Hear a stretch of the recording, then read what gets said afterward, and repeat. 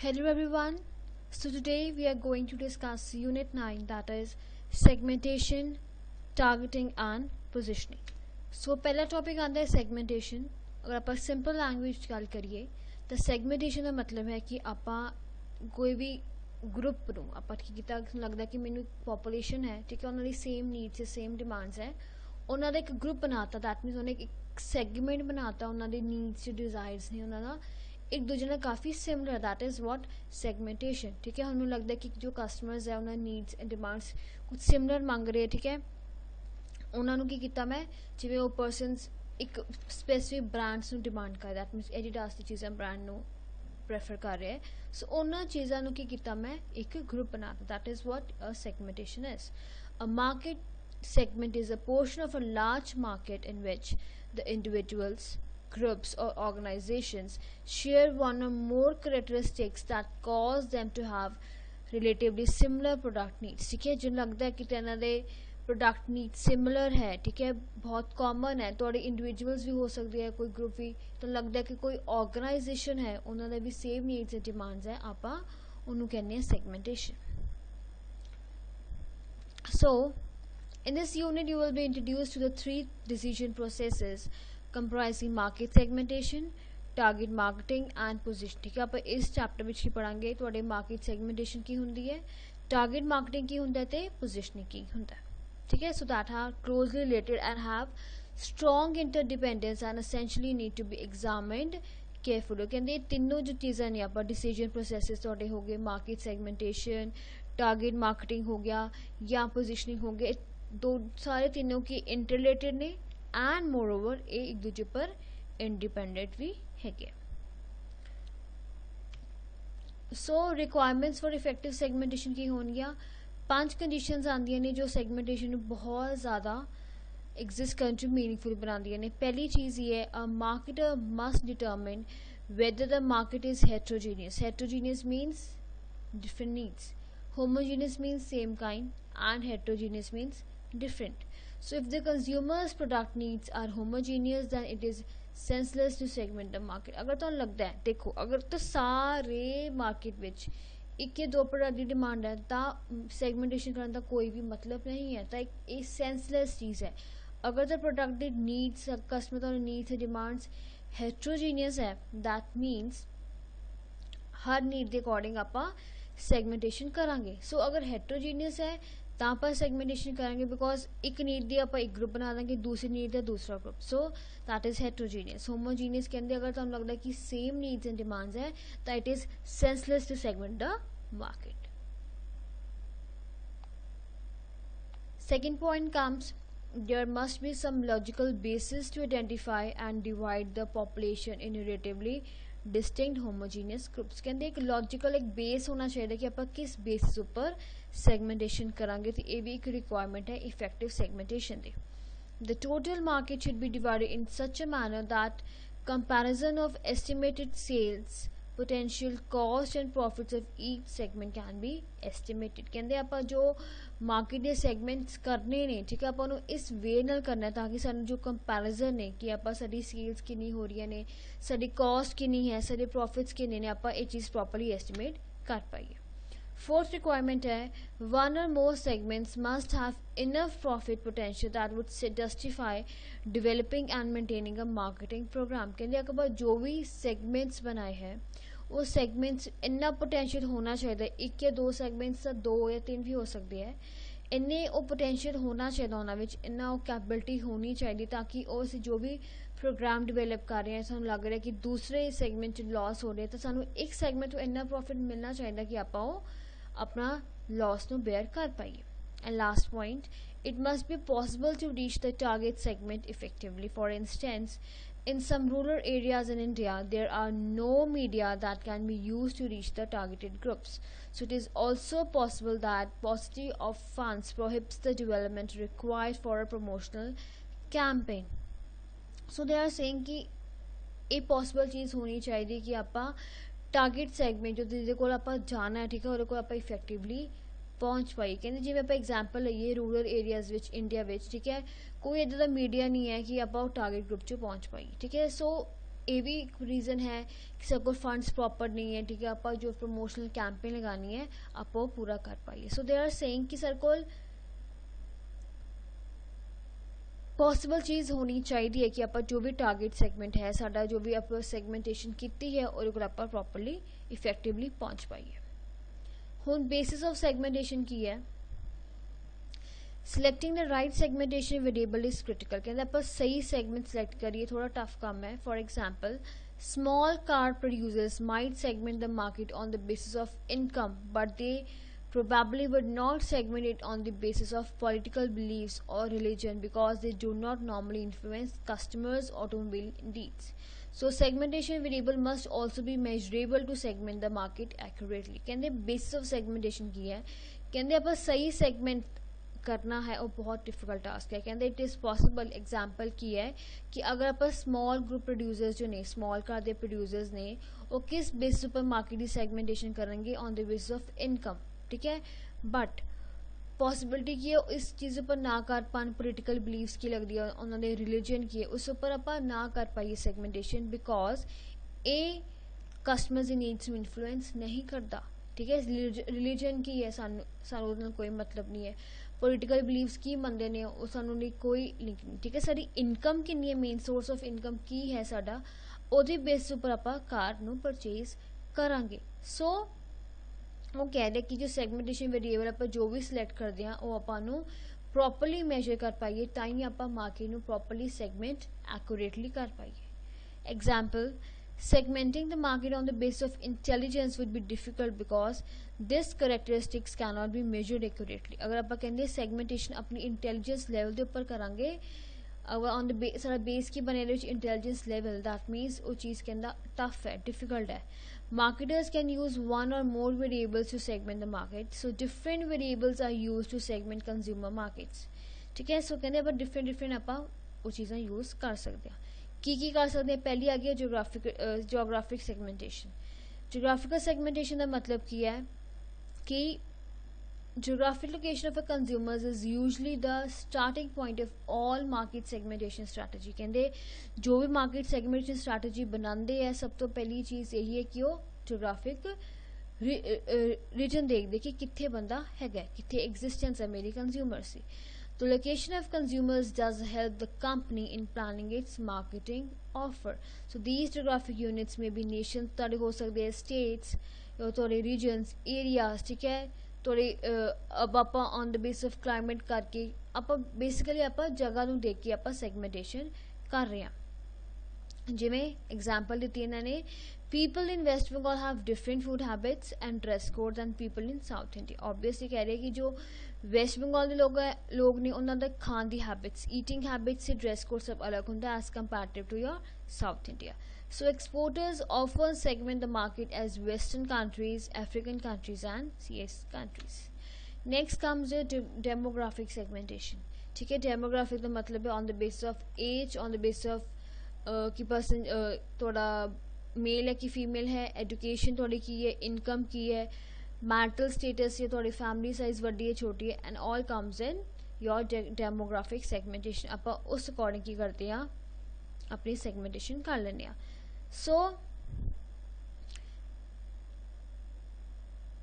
जिमें एग्जाम्पल दी जिमें shaving products जो अस शेव करते हो ऑब्वियसली कि डेमोग्राफिक वेरिएबल कि पर डिपेंड करता है थोड़े जेंडर पर, ठीक है। जिमें थोड़े टॉय मैन्युफैक्चरर्स जिमें फन स्कूल या Mattel toy segment the market on the base of age of children के अकॉर्डिंग वो सेगमेंटेशन करते हैं। Automobile manufacturers on the base of their income. So that means demography थोड़े पर्सन की age कितनी है, मेल है फीमेल है, कितने हो रह रहे कि एजुकेशन लेवल है कि इनकम उन्होंने ऑन द बेसिस आप सेगमेंटेशन ये करते हैं।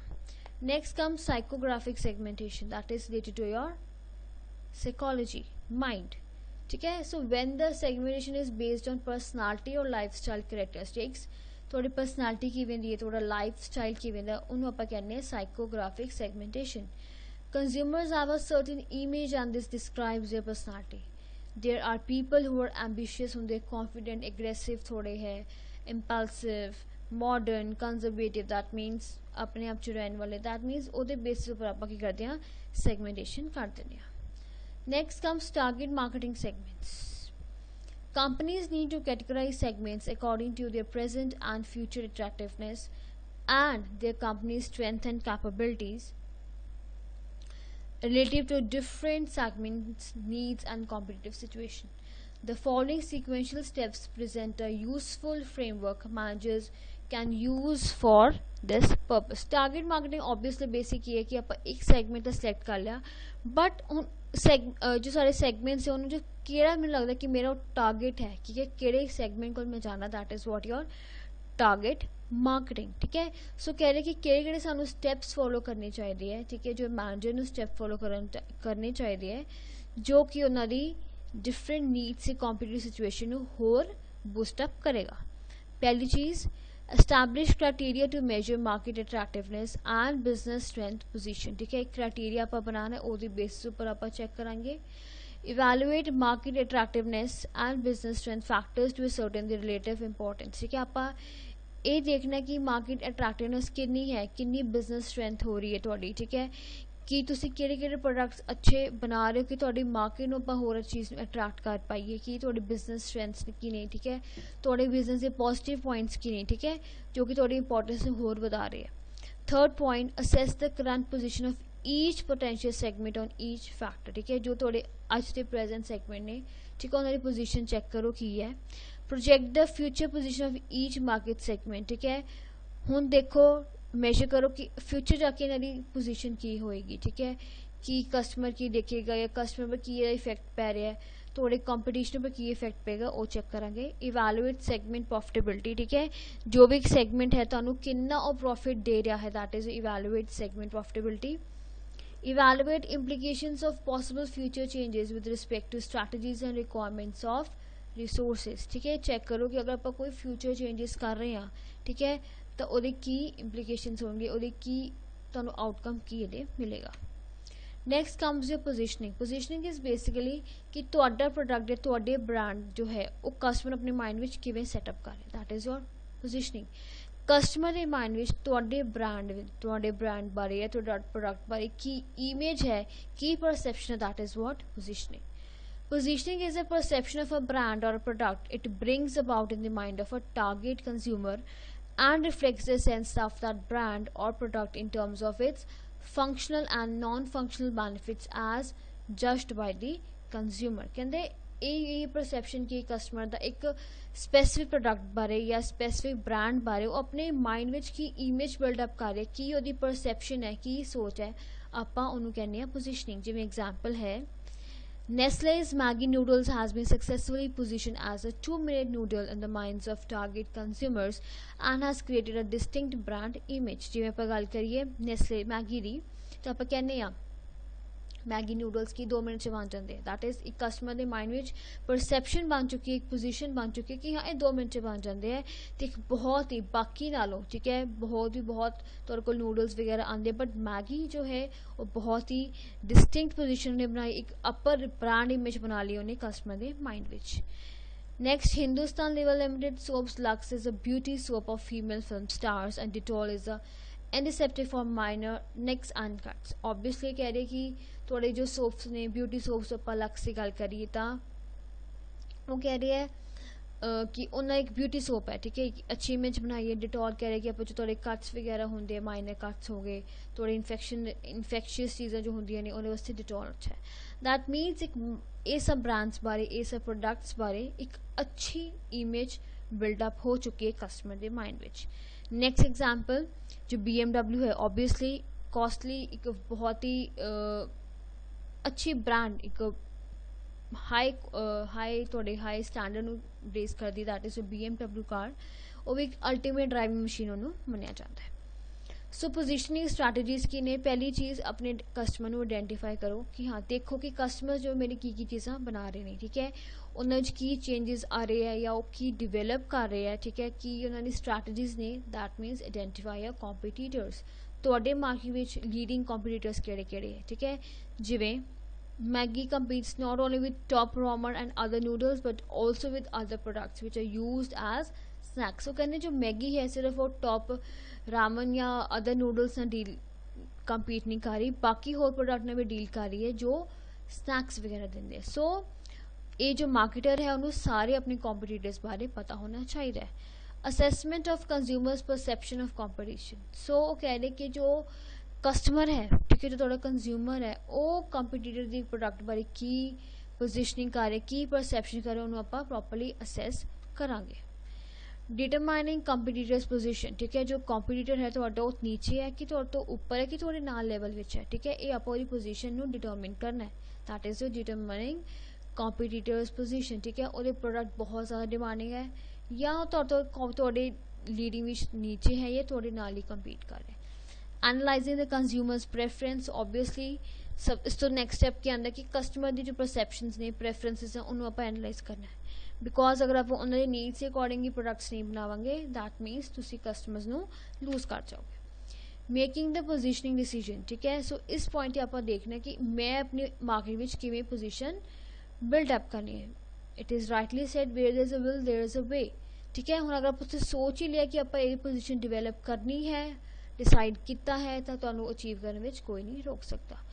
ਐਂਡ ਨੈਕਸਟ ਹੈ ਮੋਨੀਟਰਿੰਗ ਦ ਪੋਜੀਸ਼ਨ, ਠੀਕ ਹੈ, ਤੁਹਾਡੀ ਕਿੰਨੀ ਸਟਰੋਂਗਲੀ ਤੁਹਾਨੂੰ ਕੀ ਤੁਹਾਡੀ ਪੋਜੀਸ਼ਨ ਕਿੰਨੀ ਹੈ ਮਾਰਕੀਟ ਵਿੱਚ, ਤੁਸੀਂ ਆਪਣੀ ਇਮੇਜ ਕਿੰਨੀ ਬਿਲਡਅਪ ਕਰ ਲਈ ਹੈ, ਕਿੰਨੀ ਮੇਨਟੇਨ ਕਰਕੇ ਰੱਖੀ ਹੈ, ਆਪਣੀ ਪੋਜੀਸ਼ਨ ਨੂੰ ਮੋਨੀਟਰ ਨਾਲ ਦੇ ਨਾਲ ਸਾਨੂੰ ਕਰਦੇ ਰਹਿਣਾ ਚਾਹੀਦਾ। ਨੈਕਸਟ ਹੈ ਤੁਹਾਡੀ ਪੋਜੀਸ਼ਨਿੰਗ ਐਰਰਸ। ਕੀ ਐਰਰਸ ਨੇ? ਪਹਿਲਾ ਆ ਗਿਆ under positioning. This refers to a state of buyers having only a vague idea of the brand and considering it just another Me Too brand in a crowded product category. The brand is not seen to have any distinct association. Under positioning ਦਾ ਮਤਲਬ ਹੈ positioning ਦੇ ਥੱਲੇ। Vague means not clear. That means customer ਨੂੰ ਤੁਹਾਨੂੰ clear idea ਨਹੀਂ ਹੈ product ਬਾਰੇ, ਠੀਕ ਹੈ, ਸੋ ਉਹ ਜਸਟ ਇਹਨਾਂ ਤੁਹਾਡੇ ਪ੍ਰੋਡਕਟ ਨੂੰ ਕੈਟੇਗਰਾਈਜ਼ ਨਹੀਂ ਕਰਦੇ। That is under positioning. Brands like ਸਾਈਨੋ, Hyundai Electronics, etc. in India don't promote a strong reason to buy their televisions instead to LG or Sony. ਕਹਿੰਦੇ ਜਿਵੇਂ LG ਔਰ Sony ਆਪਣੇ ਪ੍ਰੋਡਕਟ ਦੀ ਐਡਵਰਟਾਈਜ਼ਮੈਂਟ ਕਰਦੇ, ਉੱਦਾਂ ਕਹਿ ਰਹੇ ਕਿ Hyundai Electronics ਹੋ ਗਏ, ਤੁਹਾਡੇ ਸਾਨੀਓ ਹੋ ਗਏ, ਇਹ ਨਹੀਂ ਕਰਦੇ। ਦੈਟ ਮੀਨਸ ਉਹਨਾਂ ਦੀ ਪੋਜੀਸ਼ਨ ਬਹੁਤ ਨੀਚੇ ਹੈ। Next comes over positioning, that means opposite of under positioning, ठीक है, that means ਇਹਦੇ ਵਿੱਚ buyers जो नहीं, ठीक है, वो कहते हैं कि in this situation buyers have too narrow an image of the brand. Thus buyers might think that Apple makes only very expensive computers when in fact Apple offers several models at affordable prices. ਕਹਿੰਦੇ ਆਪਾਂ ਇੱਕ ਚੀਜ਼ ਦੀ image ਬਹੁਤ ਉੱਚੀ ਬਣਾ ਲੈਂਦੇ ਆ। ਜਿਵੇਂ ਐਗਜ਼ਾਮਪਲ ਦਿੱਤੀ ਇਹਨਾਂ ਨੇ ਐਪਲ ਦੀ, ਕਿ ਉਹ ਸੋਚਦੇ ਕਿ ਐਪਲ ਹੈ, ਬ੍ਰਾਂਡ ਹੈ, ਠੀਕ ਹੈ, ਤਾਂ ਉਹ ਹਮੇਸ਼ਾ ਹਰ ਚੀਜ਼ ਮਹਿੰਗੀ ਬਣਾਉਂਦੇ ਆ। ਬਟ ਕਹਿੰਦੇ ਅਗਰ ਆਪਾਂ ਦੇਖੀਏ ਫੈਕਟ ਕੀ ਹੈ ਕਿ ਐਪਲ ਇੱਕ ਅਫੋਰਡੇਬਲ ਪ੍ਰਾਈਸ ਦੇ ਵਿੱਚ ਚੀਜ਼ਾਂ ਮਾਡਲਸ ਤਿਆਰ ਕਰਦਾ ਹੈ। A web-based grocery retailer, Peapod.com, which is based in the US, targeted the busy professional and ignored the mass market. That means routinely one can see a statement highest quality and lowest price. A Google search on the phrase highest quality and lowest price resulted in over 100 million hits. So they are saying कि ਆਪਾਂ कहने आ कि highest price है, highest quality, lowest price. तो एक Google की example देती है कि नो डाउट नहीं बहुत अच्छा बट फेम है, ठीक है, बट ਉਹ ਕੀ ਕਹਿ ਰਹੇ ਕਿ ਅਸੀਂ ਇਹ ਹਾਈਐਸਟ ਕੁਆਲਿਟੀ ਦਿੰਨੇ ਆਪਾਂ ਲੋਐਸਟ ਪ੍ਰਾਈਸ ਕਰਕੇ ਹੀ ਇਹਨਾਂ ਨੇ ਕੀ ਕੀਤਾ ਹੈ 100 ਮਿਲੀਅਨ ਹਿੱਟਸ ਕਰ ਲਿਆ। ਦੈਟ ਮੀਨਸ ਉਹਨਾਂ ਨੇ ਬਹੁਤ ਆਪਣੇ ਕਸਟਮਰਸ ਬਣਾ ਲਿਆ।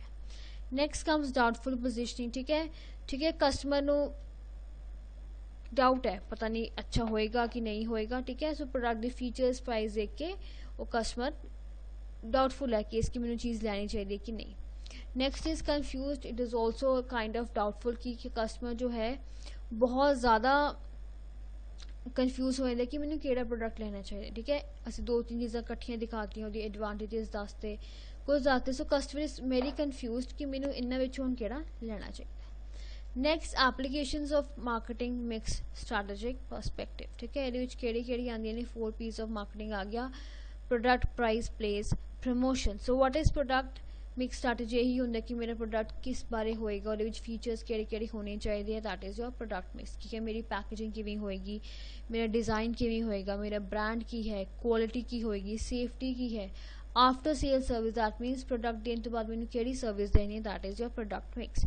प्राइसिंग की है, इदा दे प्राइस रखने, ठीक है, मैनू भी प्रॉफिट होवे बट कस्टमर भी प्राइस ज़्यादा ना लगन, that is your pricing strategy. Place strategy यही है कि ठीक है मैं प्रोडक्ट जो है कितने रखना है, मेरी वेयर हाउसिंग कितनी होएगी, मेरी डिस्ट्रीब्यूशन कितने रखनी है, मेरी ट्रांसपोर्टेशन की है, रिवर्स लॉजिस्टिक, अगर मेरे को वापस आ रहा है सामान, लॉजिस्टिक इज बेसिकली एक जगह से दूसरी जगह सामान को पहुँचाना, ठीक है। तो अगर मेरा सामान वापस आ रहा है तो मेरा किਵੇਂ आएगा, that is your place, that is your distribution strategy. And last comes your promotional mix. Promotion mix is basically कि मैं अपने प्रोडक्ट की एडवर्टीजमेंट, ठीक है, सेल्स प्रमोशन, डिस्ट्रीब्यूशन चैनल्स मेरे किਵੇਂ होंगे, लॉजिस्टिक्स किਵੇਂ करना, that is your promotion mix strategy. So this is all about your chapter unit 9. Thank you.